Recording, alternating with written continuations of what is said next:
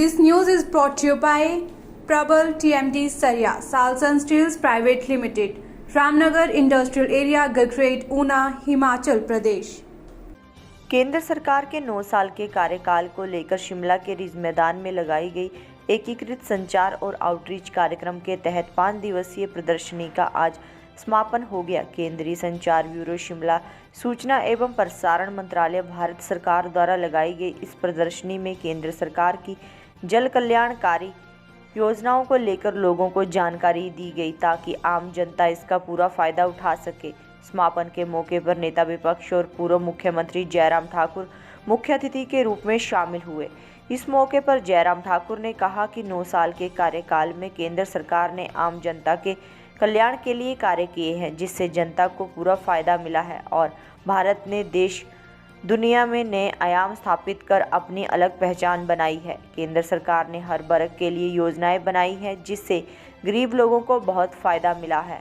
वहीं जयराम ठाकुर ने 5 राज्यों में हो रहे चुनाव में भाजपा की जीत का दावा करते हुए विपक्षी कांग्रेस पर निशाना साधा और कहा कि जिस गठबंधन को लेकर विपक्ष लोकसभा चुनाव लड़ने की रणनीति बना रहा है वह बिखरना शुरू हो गया है और आगे चलकर यह बिखराव और ज़्यादा देखने को मिलेगा। इस दौरान जयराम ठाकुर ने मुख्यमंत्री के शिमला स्वस्थ लौटने पर उनको शुभकामनाएं दी और प्रदेश के लोगों को दीपावली पर बधाई दी। लाभ के पश्चात वापिस हिमाचल प्रदेश में आए हैं, उनका अभिनंदन है, स्वागत है। वो शीघ्र स्वस्थ हों और स्वस्थ होकर के प्रदेश के काम में लगे, ऐसी हमारी कामना है। दीपावली की भी मैं बहुत शुभकामनाएं देता हूं, उनको भी, उनके परिवार को भी। और उसके साथ साथ में मैं यही कहूंगा, जहां चुनाव की दृष्टि से सारी बातें हम कई राज्यों में जाकर के भी आए हैं, और मैं यही कहूंगा कि वो कहना उनका उचित नहीं है।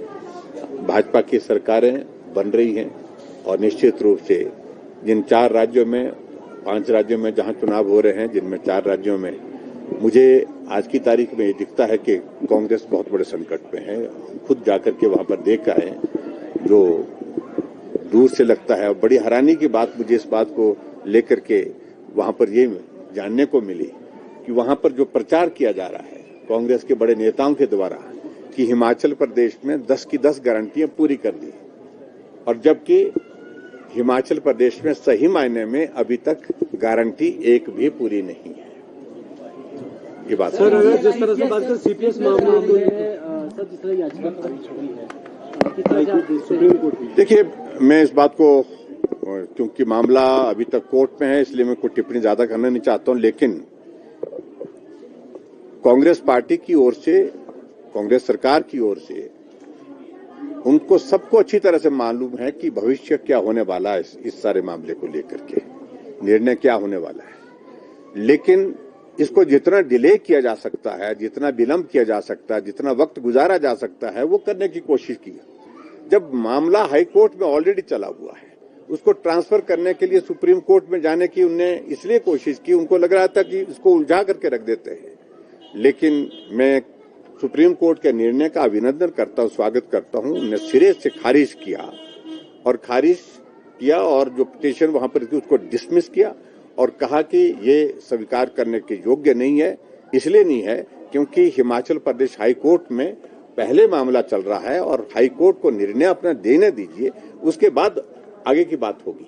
लेकिन जिस प्रकार से कांग्रेस पार्टी इसको डिले करने के लिए इस तरह के हथकंडे अपनाने की कोशिश करे, इसमें बहुत सफल नहीं हो पाएंगे। मैं उम्मीद करता हूं जो अगली तारीख है, उस तारीख के साथ निश्चित रूप से इसमें निर्णय आ जाएगा। इंडिया अलायंस में फूट नजर आ रही है, आपको लगता है कि 24 के चुनाव तक कुछ टिक पाएगा, क्योंकि सपा ने अब कदम पीछे खींच लिए और पार्टियां भी अब धीरे धीरे हट रही हैं? आप देखिए सही क्या होने वाला है, ये कोई नहीं बचेगा, अकेले अकेले हो जाएंगे। और नीतीश कुमार ने जो बोला है उसके कारण तो सब लोगों ने ही हाथ जोड़ दिए उनको कि अब नमस्ते। जिनके नेतृत्व में कई बार ऐसी बातें चल रही थी कि उस गठबंधन के नेता वो होंगे, अब उन गठबंधन के नेताओं ने उनको नमस्ते कर दी है। तो आने वाले समय में मुझे लगता है कि और भी ज्यादा सारी चीजें आपके सामने आएगी। हमने पहले दिन से कहा है कि ये गठबंधन टिकाऊ नहीं है, ये जरूरत के हिसाब से बनाया गया है और सिर्फ राजनीतिक मकसद के साथ सत्ता को हासिल करने के लिए बनाया गया है और इसमें सफलता नहीं होंगे, एकजुटता नहीं रह पाएगी और ये बहुत जल्द बिखर जाएगा और वो बिखर करके खत्म हो जाएगा। दीपावली की बहुत बहुत बधाई और शुभकामनाएं देता हूं सभी प्रदेशवासियों को, आप सभी को। हमारे लिए ये बहुत प्रसन्नता का विषय है कि भारत में आदरणीय नरेंद्र मोदी जी के नेतृत्व में 9.5 वर्ष का कार्यकाल पूरा हुआ है। अगर हम दूसरे शब्दों में कहें तो हम एक दशक की ओर बढ़ रहे हैं और 9 साल की सरकार की जो उपलब्धियां हैं उसके लिए सूचना एवं प्रसारण मंत्रालय केंद्र सरकार ने तय किया कि पूरे देश भर में प्रदर्शनियां लगाई जाए और उसी के तहत यहां शिमला के रिज के मैदान में भी ये 5 दिनों से ये प्रदर्शनी यहां पर लगी है। हजारों की संख्या में लोगों ने इस प्रदर्शनी को देखा है और देख करके केंद्र सरकार की योजनाओं की जानकारी भी हासिल की। जानकारी के साथ साथ में ये भारत 9 वर्ष पहले कहां था और 9 वर्षों के पश्चात आज भारत कहां पहुंचा है, इस यात्रा को भी जाना है। मुझे इस बात को कहते हुए प्रसन्नता है, हर क्षेत्र में भारत ने तरक्की की है, चाहे वो एग्रीकल्चर सेक्टर है, चाहे हमारा इंफ्रास्ट्रक्चर का हमारा क्षेत्र है, चाहे हमारा एजुकेशन का सेक्टर है, चाहे हमारा ओवरऑल कुल मिलाकर के केंद्र सरकार की 9 वर्ष की उपलब्धियां बेमिसाल हैं।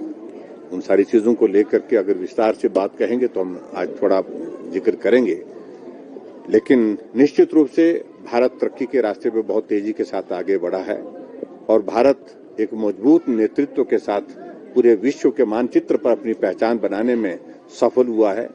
उस दृष्टि से मैं आदरणीय प्रधानमंत्री नरेंद्र मोदी जी को जहां बधाई देता हूं और एक दशक का कार्यकाल जो पूरा होने जा रहा है और दूसरे दशक की शुरुआत जो होने जा रही है, तो निश्चित रूप से उसमें भी हम सफल होंगे, क्योंकि भारत ने बहुत तरक्की की है, हर क्षेत्र में की है और भारत एक अलग पहचान के साथ आज पूरे विश्व के मानचित्र पर खड़ा है। Sir 2024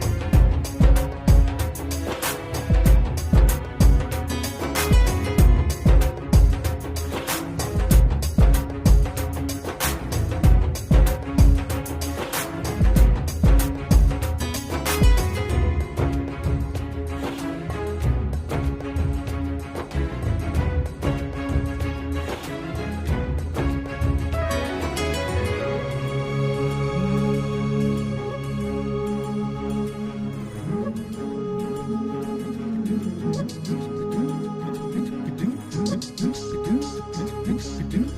you.